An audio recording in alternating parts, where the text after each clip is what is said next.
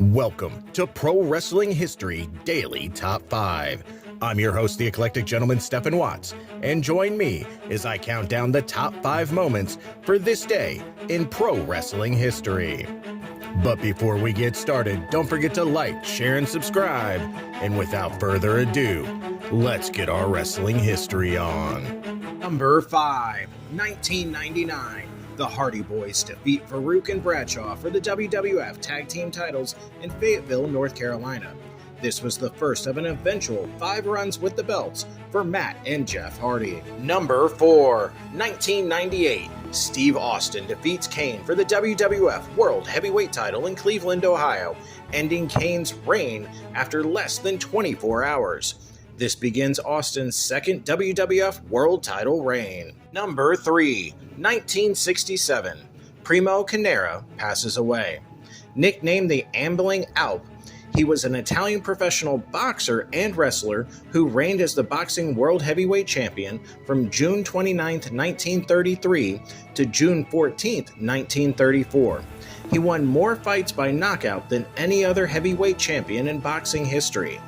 In 1946, he turned to professional wrestling, where he was a huge draw until the 1960s. Number 2, 1941.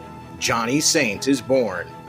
A British wrestling legend, he is a 10-time world light heavyweight champion with a nearly 60-year in-ring career. Number 1, 1986. The AWA announces that since world champion Stan Hansen refused to wrestle Nick Bockwinkel in Denver, Colorado, Hansen was being stripped of the title and Bockwinkel was being named the new champion.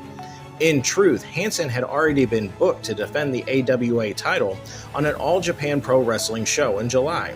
When Hansen was told to drop the title beforehand, he refused, since his loyalty was to All Japan and Giant Baba, and he knew that Baba was advertising an AWA title defense on the July tour. Hansen went to Japan, still in possession of the AWA title belt. A new belt was made for Bockwinkel, and defended it, dropping the belt after he won the NWA International title, an All Japan belt, from Jumbo Tsuruta. Hansen would run over the AWA title belt with his truck and mail it back bent to the remains of Vern Gagne. Bockwinkel would then turn the mangled belt and restore it. And that's our list. Make sure to comment below what you feel was the number 1 moment for this day in pro wrestling history.